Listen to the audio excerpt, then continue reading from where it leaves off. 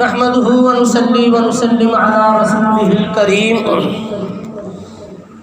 اما بعد فاعوذ بالله من الشيطان الرجيم بسم الله الرحمن الرحيم الف لام میم ذلك الكتاب لا ريب فيه صدق الله العظيم وصدق رسوله النبي الكريم الأمين ان الله وملائكته يصلون على النبي یا ایھا الذین آمنوا صلوا علیہ وسلموا تسلیما۔ بلند آواز سے، محبت سے، پیار سے حضور کی بارگاہ میں درود و سلام۔ صلی اللہ علیہ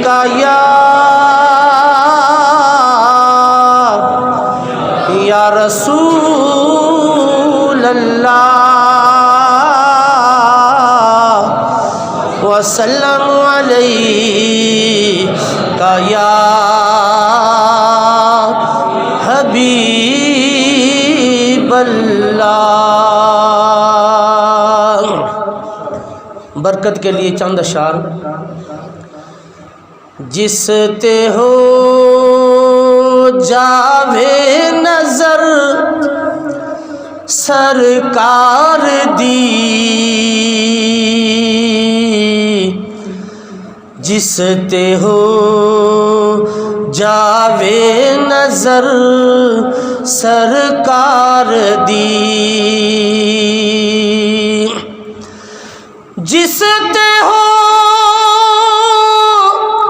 جاوے نظر سرکار دی،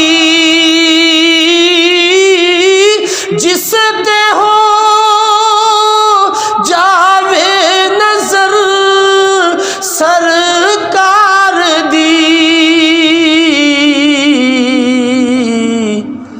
موت بھی انہوں کا دینا مار دی، موت بھی انہوں کا دینا مار دی، مار دی، جس تے ہو جاوے نظر سرکار دی، جس تے ہو جاوے نظر سرکار دی، تے سبز گنبد کا نظارہ ہو گیا، سبز گنبد کا نظارہ ہو گیا،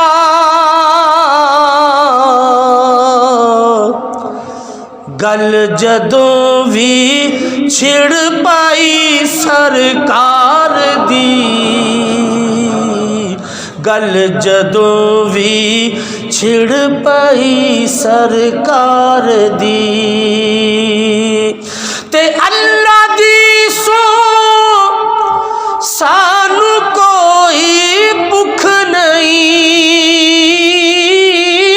اللہ دی سو سانو کوئی بھکھ نہیں، بھکھ تے ہے تیرے دیدار دی، بھکھ تے ہے تیرے دیدار دی، کوئی سن کے خوش نہیں ہوندا تے نہ ہووے، کوئی سن کے خوش نہیں ہوندا تے نہ ہووے، گل کرنی ہے اساں سرکار دی، گل کرنی ہے اساں سرکار دی۔ دعائیہ شعر قبولیت کا وقت ہے۔ مہربانا سونیا من مونیا، مہربانا سونیا من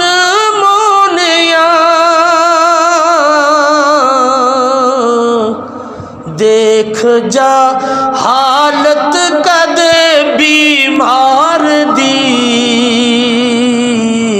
دیکھ جا حالت کدے بیمار دی۔ دربار مصطفیٰ کی شان منگتیاں وچ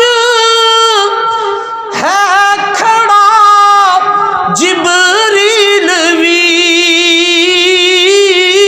منگتیاں وچ ہے کھڑا جبریل وی، شان دیکھو سونے دے دربار دی، شان دیکھو سونے دے دربار دی۔ غلامی رسول کی برکت لہرا پیرا ہو گئیاں گھر وچ میرے، لہرا پیرا ہو گئیاں گھر وچ میرے، جد دی کیتی نوکری سرکار دی، جد دی کیتی نوکری سرکار دی، جو ملی عزت نیازی جگ تے، جو ملی عزت نیازی جگ تے، مہربانی اے سب سرکار دی، مہربانی اے سب سرکار دی، پھر نیازی آ سکے گلیوں گلی، پھر نیازی آ سکے گلیوں گلی، خیر پہ جاوے تیرے دیدار دی، خیر پہ جاوے تیرے دیدار دی، جس تے ہو جاوے نظر سرکار دی، موت بھی اونوں کد نہ مار دی۔ نہایت ہی واجب الاحترام بزرگوں اور دوستوں، اللہ تبارک و تعالی جل شانہ کی حمد و ثنا، آقا نامدار تاجدار انبیاء امام الکبریاء رؤوف الرحیم رحمت للعالمین، شب اسرا کے دولہ واللیل کی زلفوں والے، والضحیٰ کے مکھڑے والے، علم نشرہ کے سینے والے، یاسی کے دنداں والے، مزمل کی چادر والے، ہادی کل مولا کل دنائے سبل ختم الرسل آئینہ جمال کبریاء احمد مجتبیٰ حضرت محمد مصطفیٰ صلی اللہ علیہ وسلم کی بارگاہ اقدس میں درود و سلام کا نذرانہ پیش کرنے کے بعد دعا ہے کہ رب ذوالجلال مجھے حق بیان کرنے، ہم سب کو سن کر اس پر عمل کرنے کی توفیق عطا فرمائے۔ وما توفیقی الا باللہ العلی العظیم۔ حضرات گرامی، ختم قرآن کی محفل پاک ہے، بڑی روحانی، ایمانی، وجدانی بلکہ قرآنی محفل ہے۔ یاد رکھو، قرآن کی یہ شان ہے، قرآن کا یہ مقام ہے، اس کتاب کی یہ عظمت ہے۔ دنیا میں سب سے زیادہ پڑھی جانے والی کتاب اگر کوئی ہے تو خدا کی قسم قرآن مجید فرقان حمید ہے۔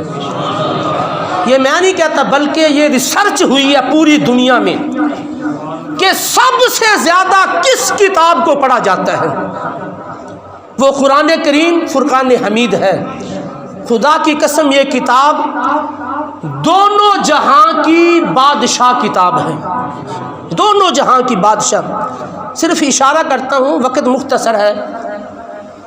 امام مالک رحمۃ اللہ علیہ کے پاس ایک بزرگ شخص آیا، آ کر کہنے لگا حضور والا میں نے ایک منت مانی تھی، اسلام میں جائز منت ماننا جائز ہے کہ میں روزے رکھوں گا، قرآن پڑھوں گا، نفل پڑھوں گا، یہ کروں گا، اچھی کوئی منت مان لے۔ اس شخص نے کہا کہ میں نے منت مانی تھی اللہ مجھے اولاد دے، تو اللہ نے میری دعا کو قبول فرمایا، اللہ نے مجھے آخری عمر میں بیٹی عطا فرمائی۔ جب بیٹی ہوئی تو خوشی کی انتہا نہ رہی، میں نے یہ منت مان لی اللہ اس میری بیٹی کو صحت تندرستی عطا فرمائے، میں اس کو جہیز میں دنیا کی ہر چیز عطا کروں گا۔ وہ بزرگ کہنے لگے امام مالک رحمۃ اللہ علیہ سے، حضور والا میں بوڑھا ہوں، غریب بھی ہوں، بچی جوان ہو گیا، بلکہ شادی کے دن بھی طے کر لیے، میں نے منت یہ مانی تھی دنیا کی ہر چیز دوں گا، میرے لیے کیا حکم ہے؟ تو امام مالک رحمۃ اللہ علیہ فرمانے لگے کیا تمہارے گھر میں قرآن ہے؟ عرض کی حضور ہے۔ فرمایا اپنی بچی کو جہیز میں قرآن دے دو، سمجھو تم نے دنیا کی ہر چیز عطا فرما دی۔ عرض کرنے کا مقصد یہ ہے یہ کتاب دونوں جہاں کی بادشاہ کتاب ہے۔ خدا کی قسم اس کتاب کو پاس رکھنا بھی ثواب، اس کو دیکھنا بھی ثواب، اس کا پڑھنا بھی ثواب اور اس کا سننا بھی ثواب۔ یاد رکھو قیامت تک اسی کتاب کی تلاوت ہوتی رہے گی، بلکہ ہمارا یہ ایمان وجدان کہتا ہے قیامت کے بعد اہل جنت اگر جنت میں کسی کتاب کی تلاوت کریں گے تو قرآن کریم کی تلاوت کریں گے۔ یاد رکھو دنیا کی جتنی بھی کتابیں ہیں، یہ چند ضروری باتیں آپ کے محبت میں اضافہ کرنے کے لیے، جتنی بھی دنیا میں کتابیں ہیں کوئی کتاب اس کتاب کا مقابلہ نہیں کر سکتی۔ کیوں؟ اس لیے ان کتابوں کے مصنف لکھنے والے انسان ہیں اور اس کتاب کا مصنف خالق انسان ہے۔ پھر دوسری محبت کی بات دیکھو، آپ اس کتاب کو بار بار پڑھتے جاؤ، بار بار سنتے جاؤ، ایک ہی صورت کو بار بار پڑھو، بار بار سنو، آپ کا کبھی دل نہیں اکتائے گا۔ دوسری جتنی بھی کتابیں ایک دفعہ پڑھو دوبارہ ہاتھ لگانے کو دل نہیں کرتا۔ یہ قرآن کا معجزہ ہے، جتنی مرتبہ ایک ہی صورت کو بلکہ ایک ہی آیت کو بار بار پڑھتے جاؤ، بار بار سنتے جاؤ، خدا کی قسم جتنے ذوق شوق سے پڑھو گے، جتنے ذوق شوق سے سنو گے، اتنا ہی محبت میں اضافہ ہوتا جائے گا۔ پھر نزول قرآن دیکھو، شان قرآن دیکھو اور صاحب قرآن کا مقام دیکھو۔ اللہ جل شانہ نے کتابیں دوسرے نبیوں پر بھی نازل فرمائیں، لیکن ان کا نزول اور قرآن کے نزول میں زمین و آسمان کا فرق ہے۔ موسیٰ علیہ السلام کو کتاب لینے کے لیے کوہ طور پر چڑھنا پڑا، کوہ طور پر جانا پڑا۔ عیسیٰ علیہ السلام کو کتاب لینے کے لیے کھلے آسمان کے نیچے انتظار کرنا پڑا، لیکن اللہ نے اپنے محبوب سے کیا فرمایا؟ محبوب قرآن کا نزول اس طرح ہوگا، اگر تو مکہ میں ہوگا قرآن مکہ میں آئے گا، مدینہ میں ہوگا قرآن مدینہ میں آئے گا۔ محبوب آپ کو انتظار کرنے کی، پہاڑوں پر چڑھنے کی ضرورت نہیں، محبوب تو جہاں ہوگا قرآن وہی آئے گا۔ اسی لیے کچھ صورتیں مکی ہیں، کچھ مدنی ہیں۔ اللہ اکبر۔ پھر یاد رکھو دوسری کتابیں جو نازل ہوئی ہیں نا، بیک وقت مکمل کتاب اللہ نے عطا فرمائی، نبیوں یہ کتاب لے جاؤ، اس میں تمہاری امت کا دستور بھی ہے، قانون بھی ہے، نہ کمی ہو سکتی ہے نہ کوئی اضافہ ہو سکتا۔ لیکن قرآن اس طرح بیک وقت اکٹھا نازل نہیں ہوا، بلکہ قرآن 23 سال میں محبوب پر آہستہ آہستہ نزول ہوتا رہا۔ اللہ نے فرمایا محبوب تو بولے گا تو دستور بنے گا، تو چلے گا تو قانون بنے گا۔ محبوب تو سر انور آسمانوں کی طرف اٹھائے گا تو ہم قبلے کو تبدیل فرما دیں گے۔ محبوب تیرے چلنے پھرنے کہنے اٹھنے بیٹھنے سے تو قانون بنے گا، دستور بنے گا۔ اس طرح قرآن بیک وقت اکٹھا نہیں بلکہ 23 سال میں آہستہ آہستہ محبوب کے پاک دل پر نازل ہوتا رہا۔ پھر یاد رکھو اس قرآن کے بارے میں آتا ہے، اللہ نے قرآن میں فرمایا لو انزلنا ھذا القرآن علی جبل لرأیتہ خاشعا متصدعا من خشیۃ اللہ۔ فرمایا اگر ہم اس قرآن کو پہاڑ پر نازل فرماتے نا تو خشیت الہی سے پہاڑ بھی ریزہ ریزہ ہو جاتا۔ یہ قرآن اتنا وزنی ہے، اتنا بوجھ ہے، اس قرآن کا وزن رب نے فرمایا پہاڑ بھی نہیں اٹھا سکتا تھا۔ خدا کی قسم جس وزن کو پہاڑ نے نہیں اٹھایا اس وزن کو میرے اور آپ کے نبی آمنہ کے لال کے پاک دل نے اس وزن کو اٹھایا۔ یہ سارا قرآن حضور کے پاک دل پر نازل ہوا ہے۔ اللہ اکبر۔ بزرگ فرماتے ہیں قیامت کے دن بھی جب نفسا نفسی کا عالم ہوگا نا، سارے نبی کہیں گے اذهبوا الی غیری، اذهبوا الی غیری، کسی اور کے پاس جاؤ۔ لیکن میرے محبوب کا قیامت میں کیا اعلان ہوگا؟ آنا لہا، حدیث کے الفاظ ہیں آنا لہا۔ حضور فرمائیں گے میں تمہارے لیے ہوں، آؤ میں ساری امت کا بوجھ اٹھاتا ہوں۔ قیامت کے دن بھی حضور ہی ساری امت کا بوجھ اٹھائیں گے۔ اللہ اکبر۔ کئی ذہن میں سوچتے ہوں گے یار اتنا وزنی قرآن کے پہاڑ بھی نہیں اٹھا سکتا۔ صرف آپ کو اشارہ کرتا ہوں، موسیٰ علیہ السلام نے ایک مرتبہ کہا تھا یا اللہ کو مجھے ایسا ورد بتاؤ جو میں پڑھا کروں۔ اللہ نے کیا کہا؟ لا الہ الا اللہ پڑھا کرو، لا الہ الا اللہ پڑھا کرو۔ موسیٰ علیہ السلام نے عرض کی یا اللہ یہ تو سارے پڑھتے ہیں، میں تو کوئی خاص وظیفہ خاص عمل پوچھنا چاہتا ہوں۔ تو اللہ نے لا الہ الا اللہ کی فضیلت بتلائی۔ اے موسیٰ اگر ساتوں زمین ساتوں آسمان ترازو کے ایک پلڑے میں رکھ دیا جائے اور لا الہ الا اللہ دوسرے پلڑے میں رکھ دیا جائے تو لا الہ الا اللہ والا پلڑا بھاری ہو جائے گا۔ یہ صرف چھوٹا سا جز ہے، سمجھو قرآن کی ایک آیت چھوٹی سی آیت لا الہ الا اللہ۔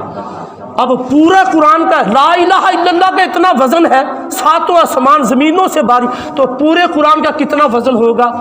اسی لیے فرمایا اگر پہاڑوں پر نازل کرتے تو پہاڑ بھی پاش پاش ہو جاتے۔ اللہ اکبر۔ ہم اسی لیے کہتے ہیں کہ اللہ نے 2 قرآن نازل کیے، پریشان نہ ہونا۔ اللہ نے کتنے قرآن نازل کیے؟ 2۔ اگر حروف کی شکل میں دیکھنا چاہتے ہو تو ان 30 پاروں کو دیکھ لو، اگر اس کی عملی تفسیر دیکھنا چاہتے ہو تو مصطفیٰ کی پاک زندگی کو دیکھ لو۔ یہ فلسفہ کس نے پیش کیا ہے؟ ام المومنین سیدہ عائشہ صدیقہ رضی اللہ تعالی عنہا سے جب پوچھا گیا کہ حضور کا خلق کیا ہے تو آپ نے فرمایا تم قرآن نہیں پڑھتے؟ فرمایا کان خلقہ القرآن، فرمایا قرآن ہی تو حضور کا خلق ہے، اخلاق ہے۔ یعنی اللہ نے کیا کہا؟ محبوب پہلے ان کو قرآن بن کر دکھا پھر قرآن پڑھ کر سنا۔ اللہ، پہلے قرآن بن کر دکھا پھر قرآن پڑھ کر سنا محبوب، تاکہ یہ انکار نہ کر سکے۔ تو مختصر آپ حضور کی 40 سالہ پاک زندگی دیکھ لو اعلان نبوت سے پہلے، خدا کی قسم ایسی سفید لٹھے کی طرح پاک اور صاف تھی، ذرہ بر بھی کوئی داغ نہیں تھا، بلکہ قوم کا بچہ بچہ آپ کو صادق و امین کے لقب سے یاد فرماتا تھا۔ اتنی پاک زندگی تھی۔ اللہ نے فرمایا محبوب پہلے قرآن بن کر دکھا پھر قرآن پڑھ کر سنا تاکہ یہ انکار نہ کر سکیں۔ اللہ اکبر۔ پھر اللہ نے اس قرآن کو پڑھنے والوں کے لیے آسان، وَلَقَدْ يَسَّرْنَا الْقُرْآنَ لِلذِّكْرِ، فرمایا ہم نے قرآن پڑھنے والوں کے لیے یہ قرآن آسان کر دیا۔ آسان یاد رکھو، موسیٰ علیہ السلام جب تورات نازل ہوئی نا تو موسیٰ علیہ السلام نے عرض کی یا اللہ یہ اتنی بڑی کتاب کون یاد کرے گا؟ تو اللہ نے فرمایا میرے کلیم آخری نبی حضرت محمد مصطفیٰ صلی اللہ علیہ وسلم کی امت پر اس سے بھی بڑی کتاب نازل فرماؤں گا، لیکن محبوب کی امت کے چھوٹے چھوٹے بچے قرآن کے حافظ ہوں گے۔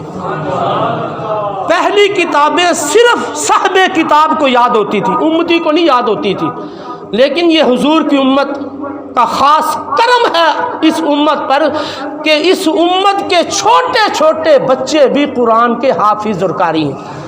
حافظ قرآن کی شان سنو، ایمان کو تازہ کرو۔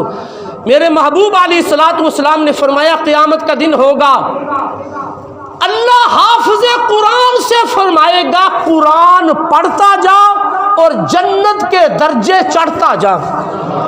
یہ آپ کو اس لیے باتیں سنا رہا ہوں تاکہ آپ کے اندر بھی ذوق شوق پیدا ہو، محبت پیدا ہو، خود بھی قرآن پڑھو، اپنی اولاد کو بھی قرآن پڑھاؤ۔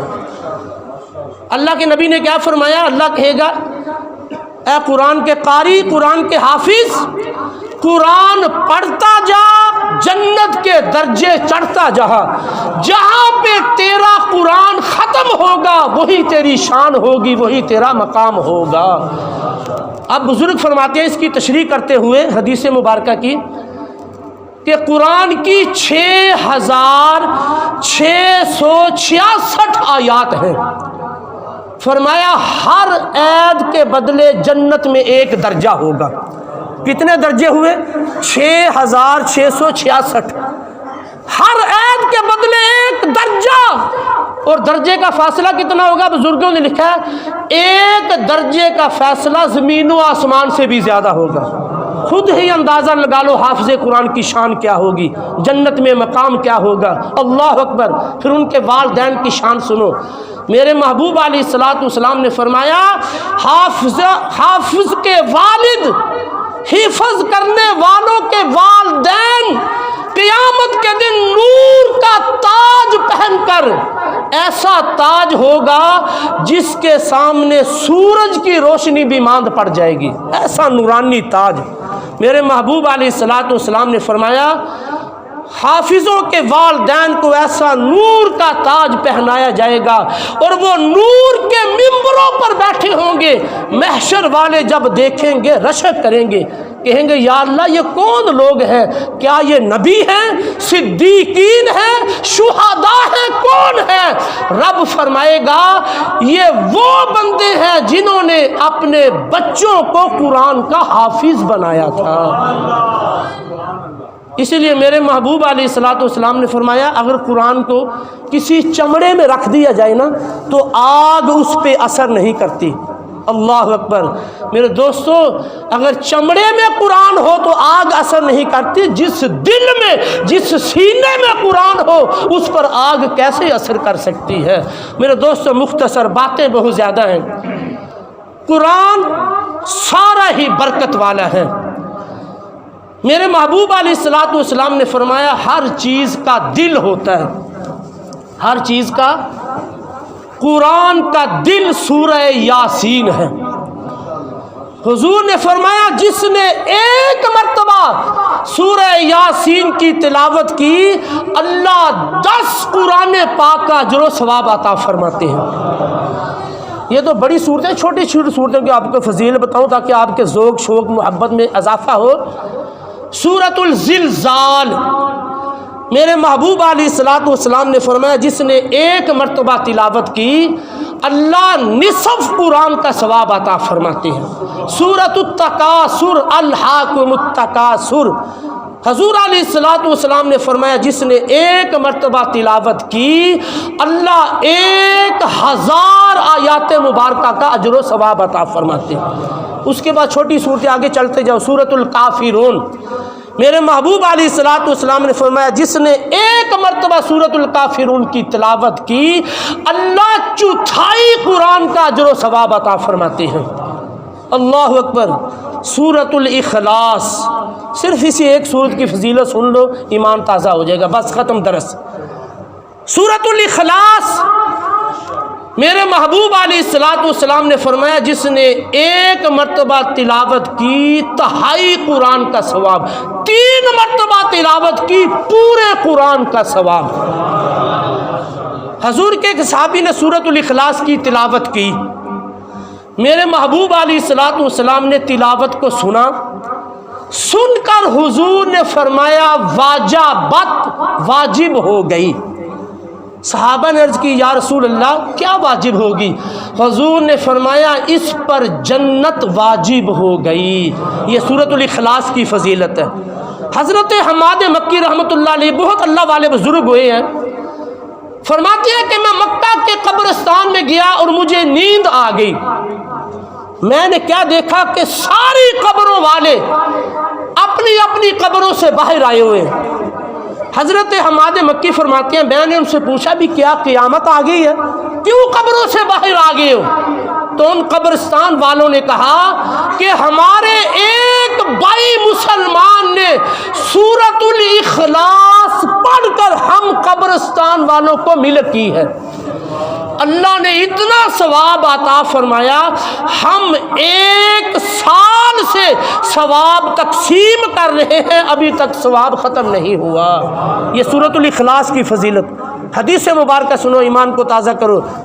میرے محبوب علیہ الصلوۃ والسلام نے ارشاد فرمایا جس نے 10 مرتبہ سورۃ الاخلاص پڑھی اللہ اس کا جنت میں ایک محل تیار فرما دیتا ہے، اور جس نے 20 مرتبہ پڑھی اللہ اس کے 2 محل۔ اب صحابہ کرام سن رہے تھے، حضرت عمر فاروق رضی اللہ تعالیٰ عنہ عرض کرنے لگے یا رسول اللہ صلی اللہ علیہ وسلم ہم تو پھر جنت میں بڑے ہی محل بنوا لیں گے، آج بھی پڑھے 20 مرتبہ، کل بھی پڑھے، اگلے دن پڑھے، یعنی ہمارے تو جنت میں بڑے ہی محل بن جائیں گے۔ تو سنو میرے محبوب نے کیا فرمایا، میرے محبوب علیہ الصلوۃ والسلام نے فرمایا عمر اللہ کی عطا پر تعجب نہ کرو، اس بات پر پریشان نہ ہو کہ ہمارے اتنے محل کیسے بن جائیں گے۔ حضور نے فرمایا ساری مخلوق اگر مل کر بیک وقت 1000 مرتبہ سورۃ الاخلاص پڑھے اللہ اسی حساب سے سب کے جنت میں محل تیار فرما دے گا، اللہ کی جنت میں کمی نہیں آئے گی۔ عطائے رب جلیل پر تعجب نہ کرو، اللہ اکبر۔ یہ سورۃ الاخلاص کی فضیلت ہے۔ بلکہ سنو میرے محبوب علیہ الصلوۃ والسلام نے سورۃ الاخلاص کی فضیلت کو بیان کرتے ہوئے فرمایا والذی نفسی بیدی، حدیث کے الفاظ ہیں، حضور نے فرمایا قسم ہے مجھے اس ذات کی جس کے قبضہ قدرت میں محمد صلی اللہ علیہ وسلم کی جان ہے۔ حضور نے فرمایا یہ سورۃ الاخلاص کی فضیلت سنو، قسم اٹھا کر فرمایا کہ قل هو اللہ احد جبریل کے پروں پر لکھا ہوا ہے، اللہ الصمد میکائیل کے پروں پہ لکھا ہوا ہے، لم یلد ولم یولد اسرائیل کے پروں پر لکھا ہوا ہے، ولم یکن لہ کفوا احد، فرمایا اسرافیل کے پروں پر لکھا ہوا ہے۔ بلکہ اس سے آگے چلو، حضور علیہ الصلوۃ والسلام کا ایک مرتبہ دریائے رحمت جوش میں آیا، حضور علیہ الصلوۃ والسلام نے فرمایا میرے 4 یار خلفائے 4 حضرت ابو بکر صدیق، عمر فاروق، عثمان غنی، حضرت علی، حضور علیہ الصلوۃ والسلام نے فرمایا میرے 4 یاروں کی پیشانی پہ سورۃ الاخلاص لکھی ہوئی ہے۔ صحابہ نے تعجب کیا، جب سنا تو حیران ہوئے، پریشان ہوئے۔ حضور نے پھر قسم اٹھائی، سنو ایمان کو تازہ فرماؤ، میرے محبوب علیہ الصلوۃ والسلام نے پھر قسم اٹھائی، حضور نے فرمایا قل هو اللہ احد، میرے ابو بکر کی پیشانی پہ لکھا ہوا ہے، اللہ الصمد عمر کی پیشانی پہ لکھا ہوا ہے، لم یلد ولم یولد عثمان غنی کی پیشانی پہ لکھا، ولم یکن لہ کفوا احد حضرت علی کی پیشانی پہ لکھا ہوا ہے۔ آگے چلو، میرے محبوب علیہ الصلوۃ والسلام نے فرمایا جو بھی میرا امتی سورۃ الاخلاص کی تلاوت کرے گا اللہ اس کو 4 کتابوں کی تلاوت کا اجر و ثواب عطا فرمائیں گے۔ اس سے بڑی کیا فضیلت، صرف ایک سورت لے لو، یہی زندگی کے لیے کافی ہے۔ فرمایا ایک مرتبہ تلاوت کی چاروں کتابوں کا اللہ میرے امتی کو اجر و ثواب عطا فرمائیں۔ حضور علیہ الصلوۃ والسلام فرماتے ہیں میں امت کے بارے میں پریشان رہتا تھا، امت کے عذاب کے بارے میں ہر وقت غم زدہ رہتا تھا۔ حضور نے فرمایا جب اللہ نے سورۃ الاخلاص کو نازل فرمایا تو مجھے تسلی ہو گئی کہ اب اللہ میری امت کو عذاب نہیں عطا فرمائے۔ اسی لیے مولا علی رضی اللہ تعالیٰ عنہ کا قول ہے اگر اللہ اس امت کو عذاب دینا چاہتا تو کبھی بھی ان کو ماہ رمضان کا مہینہ یا سورۃ الاخلاص ہرگز عطا نہ فرماتا۔ آخری بات، حضور علیہ الصلوۃ والسلام کے صحابہ فرماتے ہیں ہم ایک جنگ میں تھے، جنگ تبوک کا ذکر کرتے ہیں، جنگ تبوک میں تھے، بڑی دھوپ، سورج نکلا ہوا تھا۔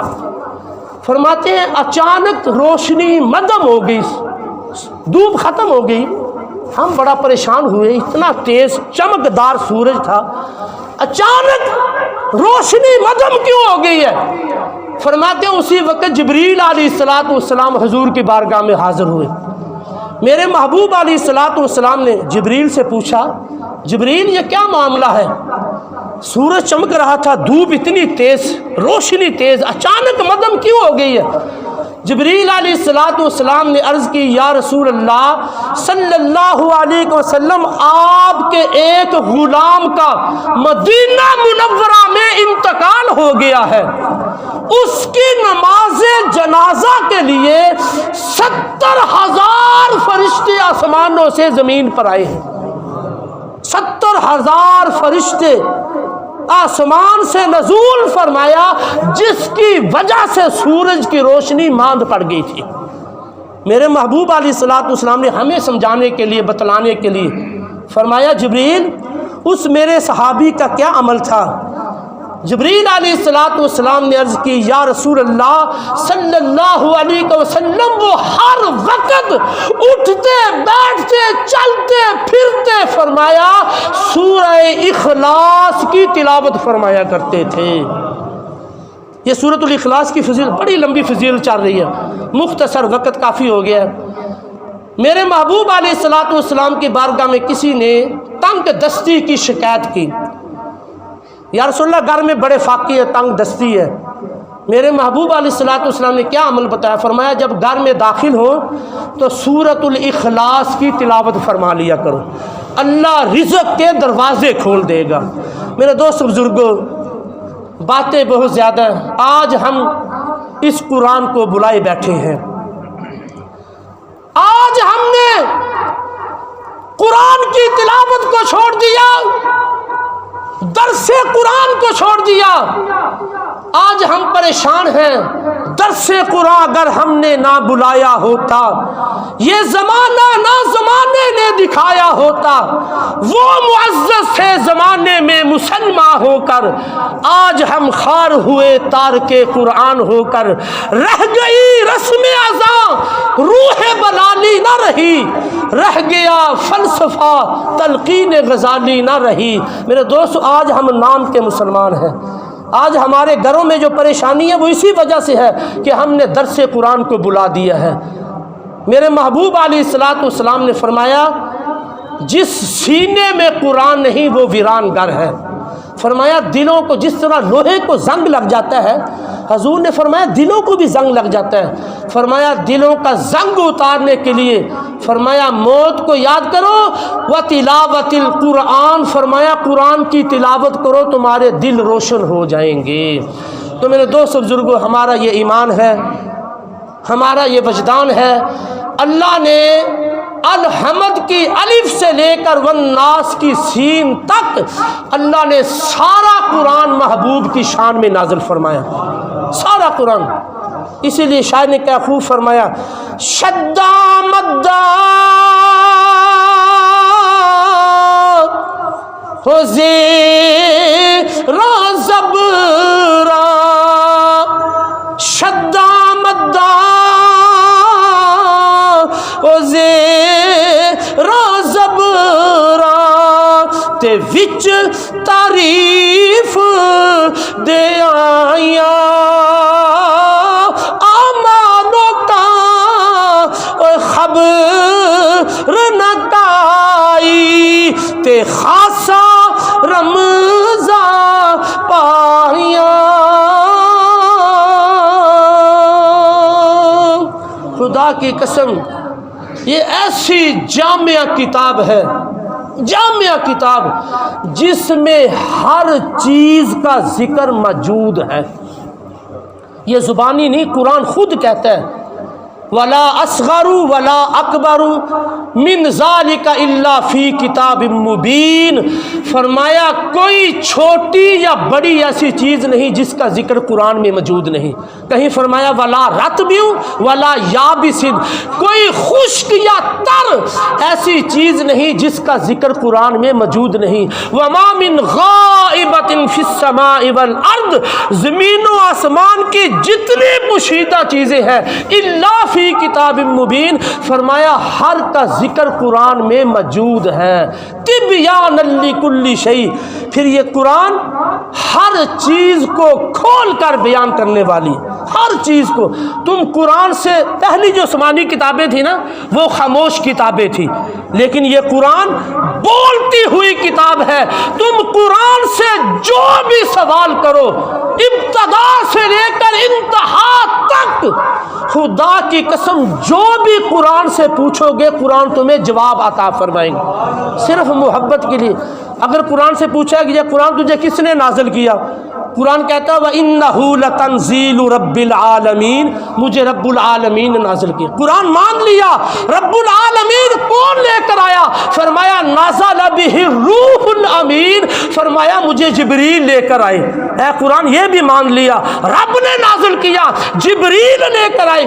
ذرا یہ تو بتلا تو کس کی طرف آیا ہے؟ قرآن کہتا ہے بِمَا نُزِّلَ عَلَى محمد، فرمایا میں محمد صلی اللہ علیہ وسلم پر نازل ہوا ہوں۔ کہیں قرآن یہ بھی مان لیا ذرا یہ تو بتلا دنیا میں بڑی زبانیں ہیں کس زبان میں آیا؟